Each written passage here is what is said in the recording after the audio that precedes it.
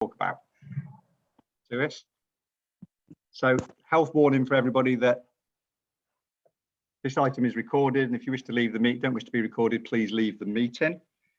So bit of background for people who are watching is that back in at our board meeting on the 18th of November, which seemed to just follow on the trust having made some changes that were originally agreed back in 2017 as part of the future of acute hospital services in Worcestershire, which involved the relocation of complex trauma cases from the Alexandra Hospital to the Worcestershire Royal Hospital, and planned surgery across a range of specialities from the Worcestershire Royal to the Alexandra Hospital, being raised with us by a member of the public in relation to the extent of communication and engagement that had been carried out with patients in advance of those changes. So in response to that, our chair wrote to Matthew, raising the issues with him and asking him to attend this meeting to talk to us about them. So Matthew, over to you. Thank you. Thanks, Simon, and good morning, everybody. Hopefully you can hear me clearly enough this morning. So I think first up to recognise that in reality, I think we reflect that there could have been more communication, I think, at the time back in November of 2021, that the changes were finally going to be implemented that were set out in the acute Future of Acute Hospital Services review back in 2017. And I think it's fair to say that the changes were delayed by the COVID-19 pandemic, but also to a large extent accelerated by them, because what we wanted to do was to make sure that we freed up as much bed capacity for emergency and COVID admissions on the Worcester site, and therefore we wanted to implement the changes to create the 103 bed surgical centre, or start the process of creating that prior to winter. Hence why the implementation happened in November, and I think we accept that there could have been more communication out to stakeholders, certainly to colleagues at Healthwatch and to the public, that the changes that were consulted on back in 2015, 16 and 17 were finally going to be implemented. And also just to note that those changes were, I think, also stimulated by the national clinical evidence that suggests that the separation of emergency surgery from planned surgery delivers better outcomes, particularly from an infection prevention and control perspective. So there was quite an amount of pressure on us as an organisation to implement the changes to separate emergency and planned surgery onto two different sites, and therefore able to protect the planned surgery, but also making sure that emergency surgery services were responsive to those patients that needed emergency surgery. Our analysis suggested that actually ambulance dispositions would probably amount to about 6 additional ambulances bringing patients with complex trauma to the Worcester site. And we, prior to that in September, October, worked with the West Midlands Ambulance Service to make some minor changes to postcodes that would either dispositions of patients, transfers of patients from the county to the Alex site, therefore for general medical issues, obviously not for trauma, so that balanced out any additional demand for ambulances coming to the Worcester site. And to be fair, our ambulance disposition numbers are broadly the same as they were back in 2019.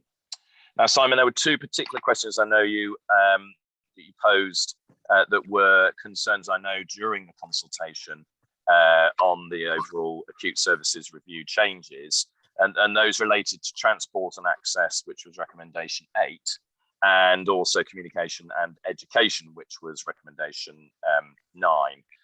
If I can, I'll just refer to recommendation 8 to start with.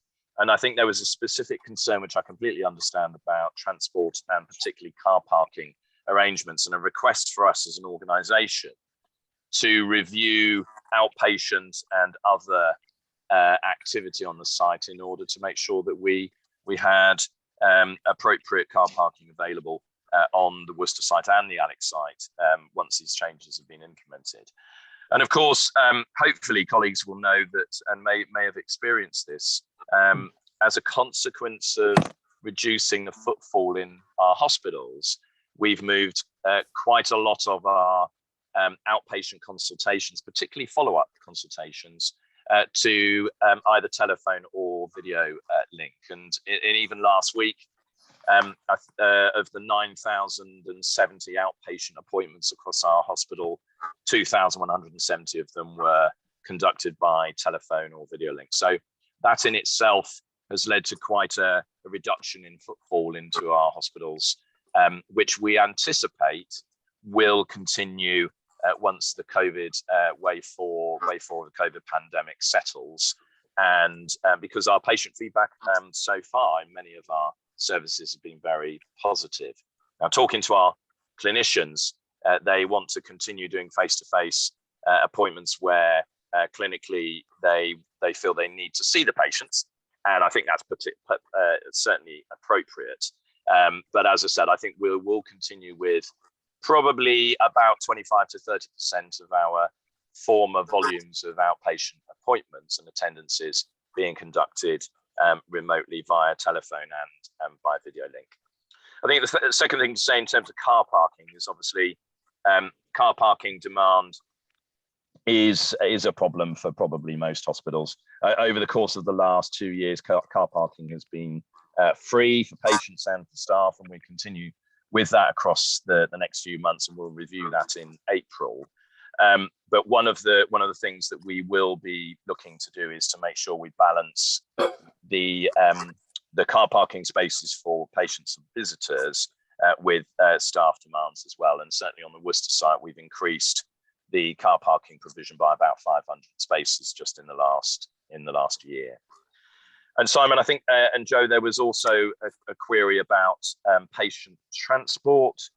Obviously, community transport services are provided predominantly through the clinical commissioning group. We expect that to continue, and we're working closely with them to make sure that those schemes, community transport schemes, patient transport availability is as appropriate and available as possible for patients, given that public transport links can be quite challenging across the county. So that's still, I think, a work in progress, Simon. I think there will continue to be changes in demand, changes in probably public transport availability, and we need to make sure that our overall travel plan across our three main hospital sites is responsive to that. And then this going on to recommendation 9, I touched already on our reflection that we certainly missed an opportunity to communicate the changes that happened in the most recent past, I think as a consequence of really a lot of focus on COVID and responding to a lot of media interest in that. In terms of, we have done a fair amount over the last few years when we launched our clinical services strategy, which set out the unique role of each of our hospital sites. So as you'll know, the Kidderminster Treatment Site Centre and Hospital will be our predominant day surgery and short stay surgical centre. We've got our new community diagnostic hub being built there. And services such as ambulatory chemotherapy, minor injuries units, and outpatients will continue on the Kidderminster site. So that's going to be a vibrant and busy site. The Alex will be our, as I said earlier, our surgical centre for planned operations and inpatient stays, as well as having A&E services as it currently has, and a range of outpatient and diagnostic services, as well as ambulatory chemotherapy and other ambulatory services. And then the Worcestershire Royal site will be the predominant emergency major acute hospital with trauma, stroke, heart attack services, maternity, and patient services. So there's a clear and distinct role for each of the three services, three sites. And the intention is the vast majority of emergency surgery will happen on the Worcester site. There will be some minor trauma continuing on the Alex site, but not the complex trauma that we would have done previously. So when we engaged with the public back in 2019, and I know Health Watch colleagues were involved in that, there was some discussion around the implementation of these and the timescale. And as I said, delayed and then accelerated, which I think contributed to some of the gaps in communication. I recognise that we need to do better. So I'll pause there. So I'm happy to take any questions or points of clarification. Hey, first question from me, Matthew, just to recap on your presentation. When you said 6 ambulance transfers a day, sorry, you said yes. 6. You didn't say a day or 6. A week. Yeah, sorry, a day. 6 a day, is it? Yeah. Yes, and the postcode change that we made was the equivalent number of patients that we're seeing that are going to the Alex A&E service that predominantly would have gone to the Worcester A&E service, so it balances those out. And I think looking at the numbers, even over the last week, they're about as they were before, so we're not seeing a major change. Okay, do you have any feel for the numbers of elective cases that have been transferred from Worcester Royal site to the Alex? In terms of actual patients, no, I haven't got that information, but I can certainly check back with the team, Simon. I mean, one of the things that we have seen, which has been a bit unusual, is we have seen a lot of patients being brought in having fractured their hips, and we're looking into whether that is a consequence of falls at home or falls on the pavement, just to see whether there's a pattern emerging there. But I can certainly look at the elective surgical numbers and provide that for you. Yeah, because that was one of our fears at the time, Matthew, because obviously you weren't around when you weren't here when FOASH was going on, was the fact that all of the communication tended to focus around, and the public debate focused around people from the north of the county, Redditch, coming to Worcester. There was very little communication around people living in South Worcestershire. Yes. Who have obviously seen the Worcester Royal as their local hospital. Of course. Being asked to go to Redditch. And I think that's one of the communication issues that we felt would, okay. I think that you might want your team to address. For the we'll certainly do that. We'll certainly do that. And Simon, I think the other point to note is that we are and have been working with our particularly our orthopedic surgeons to see which sort of limb surgery, such as hand surgery, arm surgery, and foot and ankle surgery, could be done as a day case at the Kidderminster site. So to make sure that patients have some choice, but I recognise that the south of the county residents, we need to make sure that through the GPs we're communicating effectively. Yeah, brilliant. Joe, back to you. Yeah, thank you very much. Does anybody else on the board have any questions for Matthew? Because I have a couple. I'll come back. Does anybody got any questions? No? Yes. I'd like to ask a question really about the transport with patients who need to go outside of the county. I'm thinking again of the cancer patients who need to get tertiary care outside the county. So any comments on that, please? Yes, I mean, I think the inevitably the question for us is looking at the community transport schemes and how flexible we can make those where travel out of the county is required. I mean, that's only really now going to be for major complex surgery, and you may know that we've been working prior to the pandemic. Again, everything's kind of been put on hold a bit. Is to look at making sure that the pathways of care, the communication with colleagues at University Hospitals Birmingham for some of the renal cancer, liver cancer, and other complex surgery, those pathways are as good as possible in the communication, because then if the communication for patients isn't particularly good between hospitals, and then the transport isn't helpful, then that's just an unpleasant experience for our patients. We're also working with colleagues in Coventry where some of our surgical cases for brain tumours and so on will be treated, to make sure that the same applies. And the chief executives and medical directors now, between ourselves, Birmingham, Coventry and other parts of the West Midlands, are meeting to make sure that we're exploring these issues. So I'll certainly take back to our teams, just make sure that firstly, communication for patients is as good as possible between the hospitals, and I'll then check with the providers of the transport services to make sure that then transport is part of that and it doesn't cause problems. I don't know whether you've got any specific examples, but it would be helpful if those could be forwarded to in my office, so I can look into them if there's particular patients that have come to you with issues. Chris, that would be helpful. I don't have any right now, but if I do, then I will. Yeah, thank you. Could I get a follow-up question as well on the percentages of patients being followed up by phone calls or video? Yeah. Obviously, that 25 to 30% number that you gave us is the net figure for the whole hospital.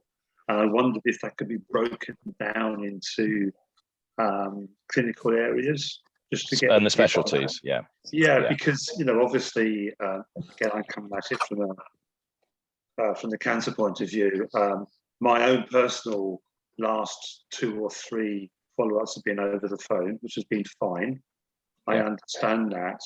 I'm just a bit concerned that the percentage split really, and I think there should be a push now, certainly for certain specialities, need to be seen more by the consultants or specialists rather than over the phone and video. And just one more thing on that, reading through the notes for this meeting, there were concerns of people as well, where they were asked to send in photos or videos to their specialists or GPs, and some people have real issues with that from a privacy point of view, and also just from a technical point of view in terms of how to do it. So obviously, are we going to be missing things as a result of that? So there's a whole load of issues in there, which I'm sure you're aware of. Wanted to raise them. Really good points, Chris. And I think the 25 to 30%, I think, is unlikely to go up very much into the future, even when visiting and footfall into the hospitals changes.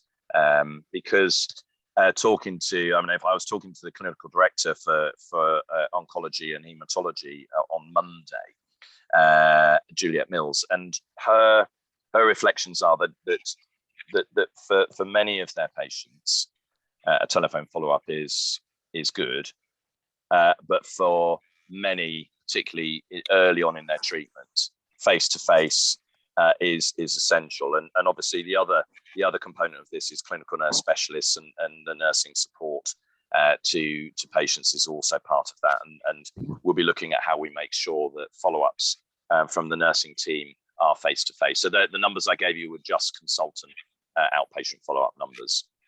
But I think your point about some specialties are not seeing 25% or conducting 25% of their outpatient appointments remotely.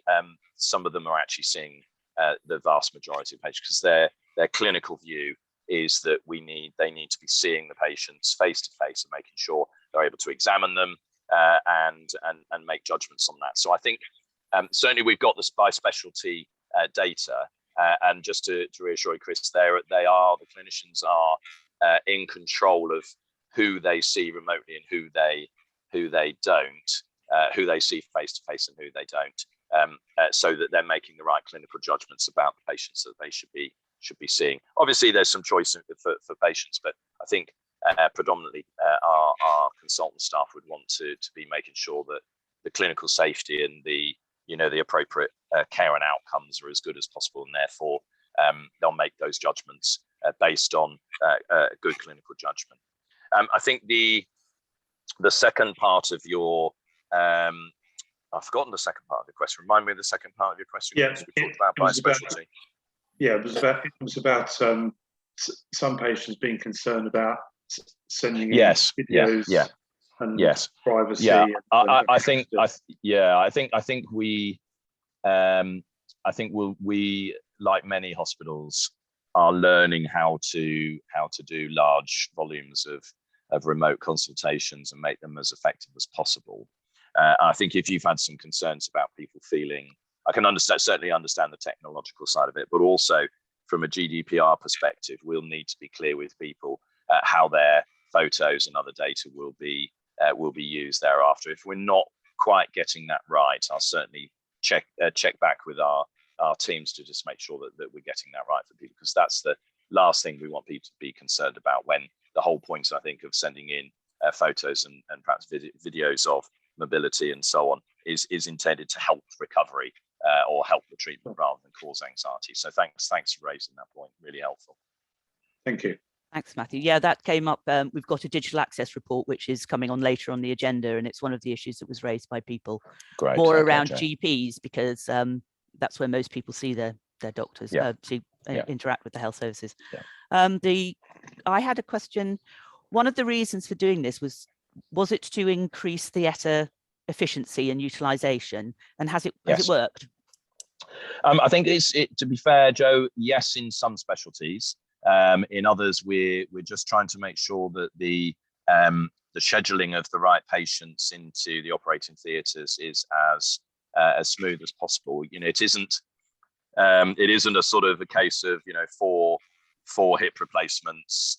They all take the same time, and they all, you know, there are some patients where the operations may take longer, and therefore we've got to get the scheduling right. I think the other complexity is we're having to have that optimized infection control arrangements. I mean, the operating theatres, you know, predominantly are very clean areas anyway, as you'd expect. But the whole pathway throughout the department is having to be revised from an infection prevention and control perspective. And in our hospitals, Joe, we've done really well compared to many in having relatively low numbers of outbreaks and relatively low numbers of patient-to-patient or staff-to-patient infections. And we know this because our patients are swabbed at days 0, 1, 3, 5, and I think 13. So we can track which patients are likely to have acquired COVID in the hospitals and which aren't. So we've had relatively low numbers of that. And obviously for our surgical patients, infection prevention control is absolutely crucial. So that's been a bit of a hindrance to getting to optimal levels of theatre productivity. It's also worth noting that we've not yet transferred all of the general surgery, so surgery on the bowel, surgery on the stomach, across to the ALEX. We're doing some cases, but in the next month or so, we're working in partnership with our surgeons. We should be then able to complete that transfer, and that will help with theatre productivity, because, as I said earlier, we're getting quite a lot of patients requiring emergency surgery coming into the Worcester site. So the Worcester theatres are used flat out. We need to make sure that the ALEX theatres are likewise. And just to mention, in case anybody's interested, we're also still motoring ahead with developing the business case to completely rebuild the operating theatre complex at the ALEX site. So I can advise colleagues more on that once we've got a clear date when that business case will be completed. Thanks very much. I have one other small question, which was about, is emergency urology, I mean, still going on? Is that still based at the ALEX? Because that was one of the services that was always based there. And has there been any issues with patients turning up in the wrong, you know, being sent to Worcester and then having to retransfer to the ALEX? So it's quite a niche question, that. Yes, no, it's really, really good and important question. And our urology services are very important to us. And the urology surgical centre and team will continue to be based at the ALEX. The actual number of real urological emergencies is very small. And the likelihood is that there will be patients that will be brought by ambulance to the Worcester site, be seen by the A&E doctors, and where there are really complex urological needs, those small numbers of patients will be transferred over to the ALEX for the urology team to look at them and where necessary to operate on them. It's very small numbers, but for us, we just couldn't, and our surgeons agree, we couldn't countenance splitting the urology rotas because of the number of urology surgeons being small in relative terms to orthopedic surgeons, general surgeons, and so on. Thank you very much. Does anyone have any other questions for Matthew? Nope, I can't see anyone.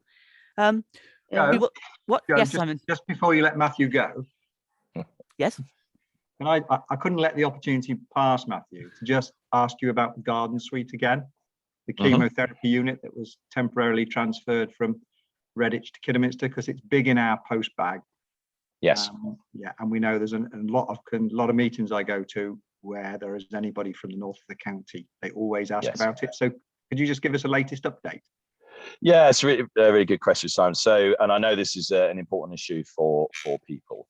And having visited the garden suite at least twice in the last couple of months and talked to patients there and staff, I know that it's an important question that we need to conclude. And just so that people, just to remind people, we temporarily transferred the garden suite away from the Alex site because its location meant that we couldn't be confident that the patients coming in for chemotherapy would be separated enough from other patients, some of whom that could have COVID, and therefore we felt that we should relocate the service onto the Kidderminster site, which has actually gone very well. We've got a nice purpose-built facility there, and talking to the patients and the staff are very happy. But of course, we've been very clear and consistent that was a temporary arrangement, and we have, as promised, been working with the clinical teams, surveying patients and surveying staff and asking their views as to whether there's a strong case for a permanent relocation, or whether we should essentially return the service to the Alex site to provide that 3-site ambulatory chemotherapy presence as we had pre-COVID. Simon, we're pretty much close to concluding that consideration, and my plan is to update our trust board at the trust board meeting on the 10th of February with the outlined direction of travel. It'll be in my chief executive's report that should be on our website next Friday, and I'm sure if there are particular questions or queries, Richard or I will be available to answer them ahead of the board if necessary. So nearly there in terms of being able to be clear about the direction. Okay, I just think from a Health Watch perspective, we want to make the point that we would see that as a significant change of service delivery. Indeed. So you recognise the fact that we would expect some form of wider engagement.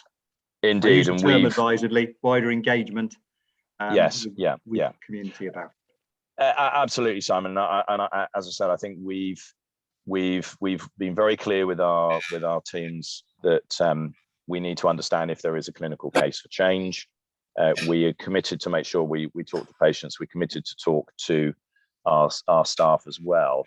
But we've also been mindful of the government's 4 tests for service change, and to if you like, bring those into our considerations. So we're very clear about what we would need to do should we believe there is a strong clinical case for change.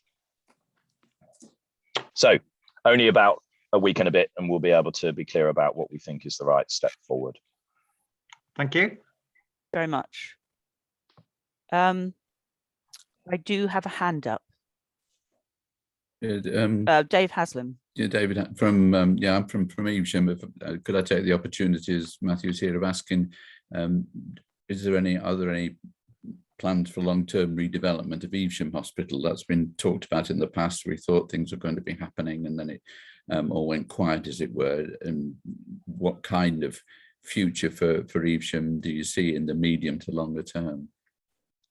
Yeah, thanks for the question. I mean, the hospital itself is run by the Hereford and Worcestershire Health and Care Trust rather than us, and obviously we we do provide some services from there. So we work closely with our colleagues in the Health and Care Trust, and I know that their board is considering the options for how redevelopment of the site, because it is ripe for redevelopment, isn't it?